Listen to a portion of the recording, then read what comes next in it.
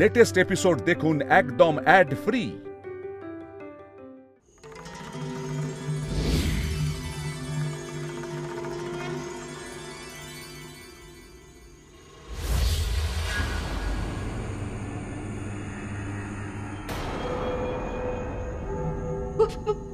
ভূত ভূত ভূত ভূত ভূত? আমি এখনই দেখছি।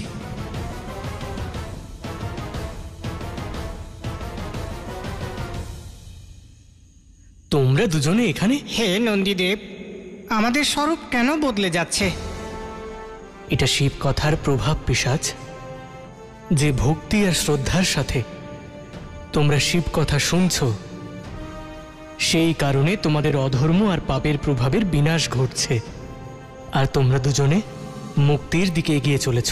তার মানে আমরা শীঘ্রই এই জীবন থেকে মুক্তি পাবো? অতি শীঘ্র।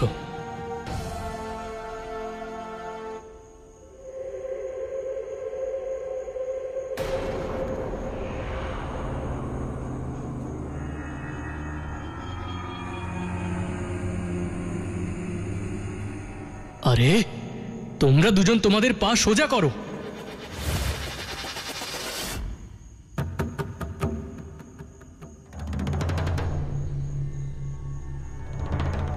আরে আরে আরে আরে আপনারা ভয়ভীত হবেন না। এরা পিশাচ ঠিকই, কিন্তু শিব ভক্ত পিশাচ। এরা শিব আর পার্বতীর কাহিনী শুনতে এসেছে, কারোর ক্ষতি করতে আসেনি। আপনারা এখানে কি করে এলেন? আপনাদের অনুসরণ করে প্রভু। যতক্ষণ আপনি আমাদের এই জীবন থেকে মুক্ত না করছেন, আমরা আপনার সঙ্গ ছাড়বো না প্রভু। হে নন্দীদেব, এখন তো মাও চলে এসেছেন, দয়া করে আর বিলম্ব করবেন না। এবার কাহিনী শোনানো শুরু করুন প্রভু। হ্যাঁ প্রভু, যাতে ঋষি কাত্যায়ন মাকে এখানে নিতে আসার আগেই এই কাহিনী শেষ হয়ে যায় আর আমরাও মুক্ত হয়ে যাই। মিত্র নন্দী, কাহিনী শোনান। যথা আজ্ঞা প্রভু। বসে পড়ুন। আজ আমি আপনাদের সবাইকে প্রভু মহাদেব আর মা পার্বতীর একটি অত্যন্ত রোমাঞ্চকর কাহিনী শোনাবো। এই কাহিনী হলো কেন্দুকেশ্বর শিবলিঙ্গ নির্মাণের। একদা এক সময় যখন প্রভু মহাদেব আর মা পার্বতী কৈলাসে বসে পাশা খেলছিলেন,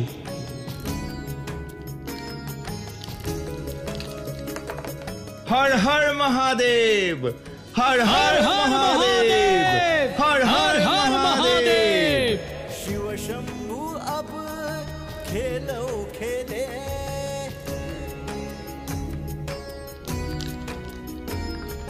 खेल खेल में नियति जो बदले, शिव शंभु अब खेलो खेले। हार जीत है जिनके सहारे, वो शंकर भला किससे हारे, वो शंकर भला किससे हारे। सब इच्छा है महादेव की, महिमा है महादेव। हर हर महादेव, हर हर महादेव, हर हर महादेव। উমা, যার যেমন মনোভাব হয় সে তেমনই ফল পায়, এটাই শাশ্বত সত্য। বারবার আমার জয় আর তোমার পরাজয় তোমার মনের ইচ্ছের কারণেই হচ্ছে। ভাবনা বদলে গেলে তার ফলও বদলে যাবে। না মহাদেব, আমি আমার ভাবনা বদলাতে পারবো না। আমি আপনার স্ত্রী, স্বামীর জয়ই আমার জয়। ঠিক আছে, তবে খেলা শুরু করো। মহাদেব, আমরা এই খেলার বদলে অন্য কোনো খেলা খেলি? কোন খেলা? সেই খেলা যা ছোটবেলায় সবাই খেলে, সেই খেলা খেলি। কিন্তু আপনি সেই খেলা কি করে জানবেন? আপনি তো অজন্মেয়, আপনি তো আপনার ছোটবেলা পাননি। তাহলে ছোটবেলার আনন্দের অনুভূতি কোথা থেকে পাবেন? অসুবিধে নেই, আমি আপনাকে শিখিয়ে দেব। আসুন। উমা, এমন যেন না হয় যে তোমার থেকে এই খেলা শেখার জন্য আমায় শিশুর রূপ ধারণ করতে হয়। তার প্রয়োজন পড়বে না মহাদেব, এই খেলা খুব সরল। আসুন। চলো। মহাদেব আর মা পার্বতীর কোনো খেলা এমনি এমনি হয় না। ওনাদের খেলার মধ্যেও কোনো না কোনো লীলা লুকিয়ে থাকে। প্রকৃতপক্ষে এই খেলা সংসারকে বিরল এবং উৎপল নামক দুই অসুরের আতঙ্কের হাত থেকে রক্ষা করার জন্য হয়েছিল। এই দুই অসুরের সেই সময় কৈলাস পার করে যাওয়ার কথা ছিল, আর ওখানেই ওদের বধ হওয়ার কথা ছিল।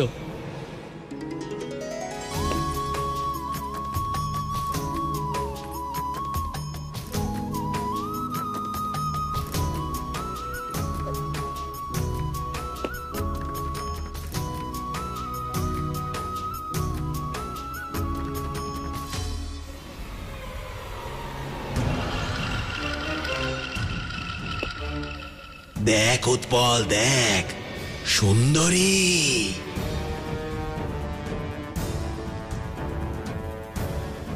চল এই সুন্দরীকে আমাদের মহলে নিয়ে যাওয়া যাক।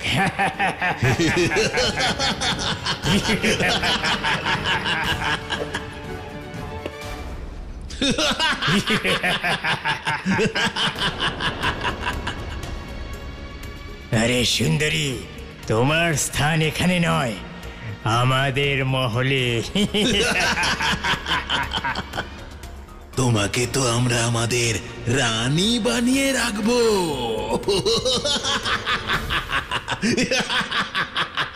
হর হর মহাদেব।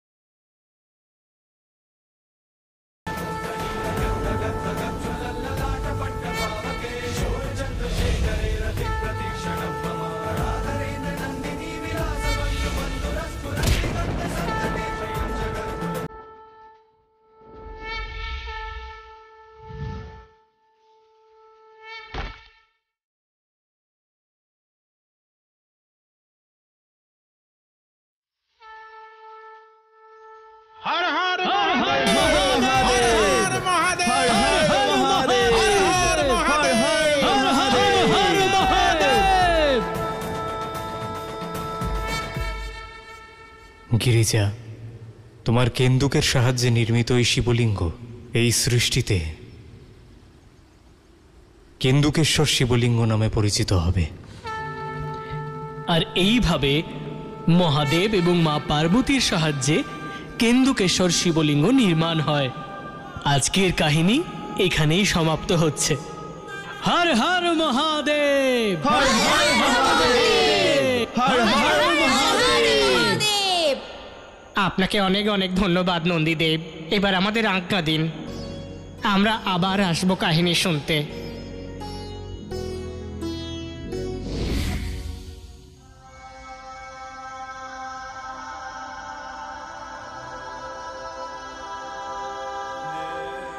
আরে কাত্যায়নী তো কাহিনী শুনতে শুনতে ঘুমিয়ে পড়েছে।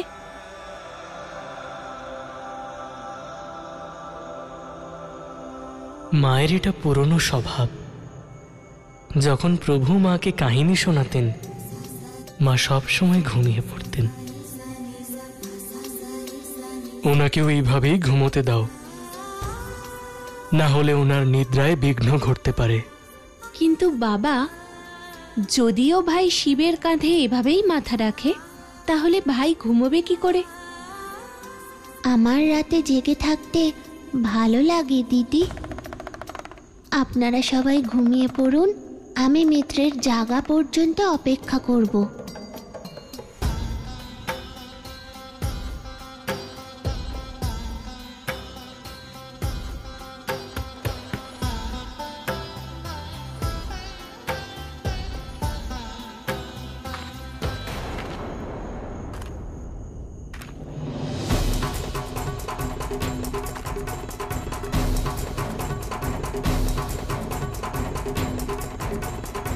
এত কঠোর ভাব, দেবী অনসূয়া প্রভুকে আর মাকে আলাদা করে দেবেন না তো?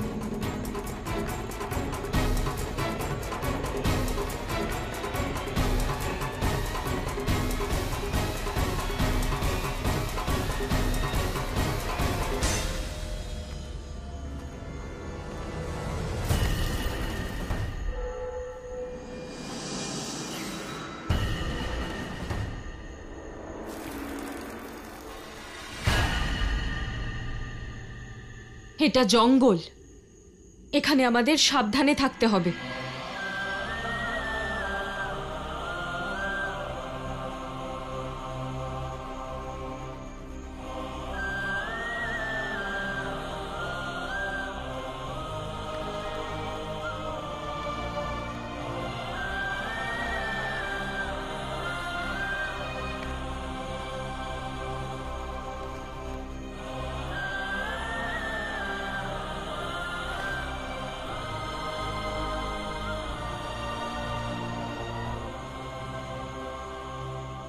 আমি তোমারও মা কাত্যায়নী, কারণ একজন মা সংসারের সমস্ত শিশুর কাছে শুধু মাই।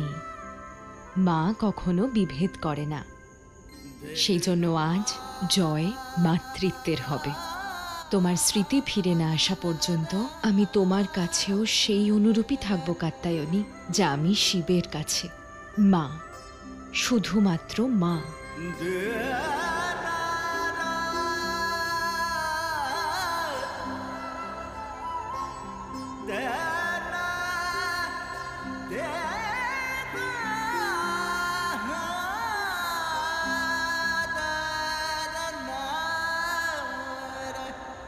জয় মা আদিশক্তি, জয় মা আদিশক্তি, জয় মা কালী, জয় মা কালী, জয় মা আদিশক্তি, জয় মা কালী, জয় মা কালী, জয় মা আদিশক্তি।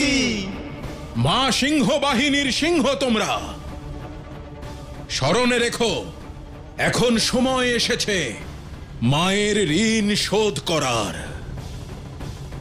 সেই মায়ের ঋণ শোধ করার যে মায়ের স্নেহ আমাদের ধমনীতে রক্তধারা হয়ে বয়ে চলেছে। বলো, তোমরা সবাই তৈরি তো? হ্যাঁ, আমরা তৈরি আছি, হ্যাঁ, আমরা তৈরি আছি। আপনার আদেশের অপেক্ষায় আছি গুরুদেব। আমরা শেষ রক্তবিন্দু দিয়ে যুদ্ধ করব। তাহলে চলো, দেবী সেনারা প্রস্থান। দাঁড়ান ঋষিবর, দাঁড়ান।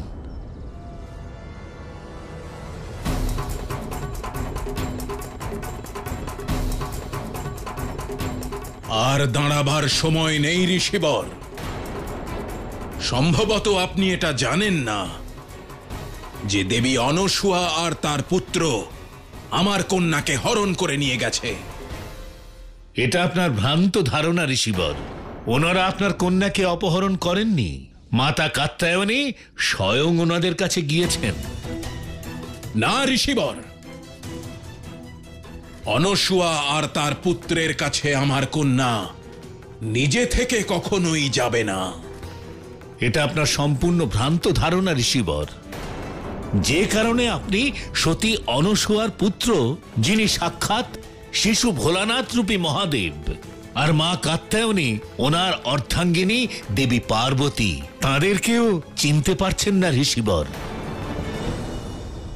উনি সঠিক কথাই বলছেন ঋষি কাত্যায়ন। আপনাকে বিধাতা জগতের কল্যাণের জন্য বেছেছেন, কিন্তু এটা দুর্ভাগ্যের যে আপনি তার সংকেতকে বুঝতে পারছেন না। আপনি নিজেই এই ঘূর্ণিপাকের মধ্যে ফেঁসে গেছেন। ঋষিগণ, যা বলতে চান স্পষ্ট করে বলুন। তাহলে শুনুন, শিশু ভোলানাথ আর মা কাত্যায়নীর সঙ্গই ওনাদের স্মৃতিকে আবার ফিরিয়ে আনবে।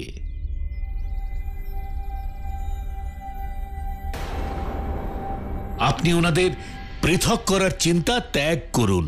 অসম্ভব! ঋষিবর, ত্রিদেবের স্মৃতিহীনতা আমার সমস্যা নয়।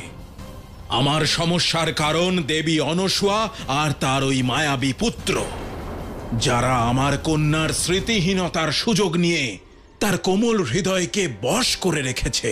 আপনি যেটা বলছেন ঋষি কাত্যায়ন, সেটা সত্য নয় বা সম্পূর্ণ অসত্য। এটাই সত্য। তাই যদি বোঝাতেই হয় তাহলে গিয়ে ওনাদের বোঝান, আমাকে নয়।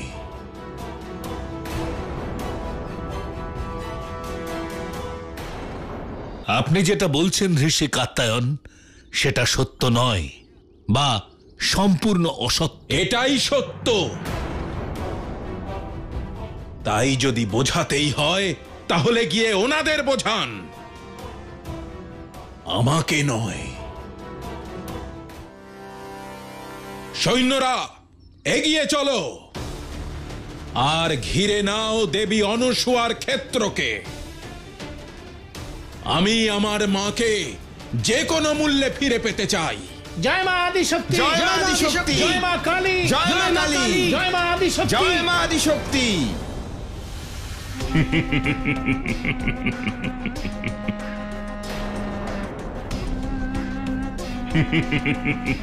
তোমার মাথা খারাপ হয়ে গেছে নাকি? হাসছো কেন? দেবী সেনা যুদ্ধ করতে যাচ্ছে আর তুমি এখানে। মা মা মা, পরিকল্পনা বাস্তবায়িত করার জন্য এর থেকে ভালো সুযোগ আর হতেই পারে না। আমাকে কারণটা তো বলো। মা, প্রত্যক্ষ রূপে এই যুদ্ধ শৈব আর শাক্তদের মধ্যে হতে চলেছে, কিন্তু পরোক্ষ রূপে এই যুদ্ধ কাত্যায়নীর বাবা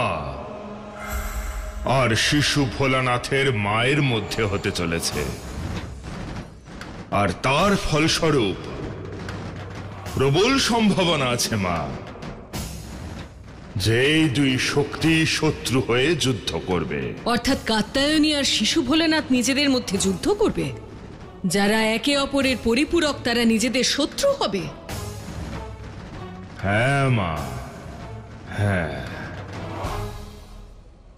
অসুররাজ, আপনি যে অনুমান ব্যক্ত করছেন সেটা বাস্তবায়িত কি করে হবে? আমার তো সম্ভব মনে হচ্ছে না মহারাজ। অবশ্যই সম্ভব দণ্ডপাণি। শুধু দেবী সেনার আমাদের অসুর সেনাদের সাথে হাত মেলানোর অপেক্ষা। আর যেই না ওরা আমাদের সাথে হাত মেলাবে, কাত্যায়নের সেনা বিশাল হয়ে যাবে, যার মুখোমুখি হওয়া অনসূয়ার পক্ষে সম্ভব নয়। আর তখন বাধ্য হয়েই শিশু ভোলানাথকে দেবী অনসূয়ার পক্ষে যুদ্ধ করতে হবে। আর তখন শিশু ভোলানাথের হাত থেকে নিজের বাবাকে বাঁচাতে কাত্যায়নীকেও তার হয়ে যুদ্ধ করতে হবে। আর তখনই শুরু হবে শৈব আর শাক্তদের মধ্যে দীর্ঘমেয়াদী ভয়ঙ্কর যুদ্ধ।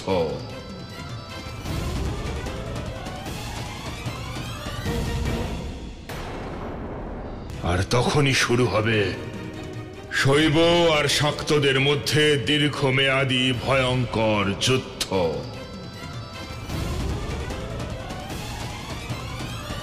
আর সেই যুদ্ধের কারণে ওই দুজনের মিলনও সম্ভব হবে না, তাদের স্মৃতিও আর ফিরে আসবে না। শিশু ভোলানাথ হতে পারবে না মহাদেব, আর কাত্যায়নীও হতে পারবে না পার্বতী। আর যার ফলস্বরূপ আমার অমরত্ব অখণ্ড থাকবে মা। তারকা, তোমার এই পরিকল্পনা অত্যন্ত লাভজনক। হ্যাঁ মা, কিন্তু এই পরিকল্পনাকে সফল করতে একে নিখুঁতভাবে প্রয়োগ করতে হবে। বলুন অসুররাজ, কি করতে হবে? ঋষি কাত্যায়নকে আমাদের অসুরদের সাথে মিত্রতার জন্য রাজি করাতে হবে দণ্ডপাণি। তাকে বিশ্বাস করাতে হবে যে সে যদি আমাদের সাথে মিত্রতা না করে ও এই যুদ্ধে পরাজিত হবে। আর এই কাজটা তুমি করবে দণ্ডপাণি, তুমি। যথাজ্ঞা মহারাজ। এবার আমার এই পরিকল্পনার দ্বারা শিশু ভোলানাথ আর শিশু পার্বতী কখনোই তাদের আসল স্বরূপে ফিরে যেতে পারবে না।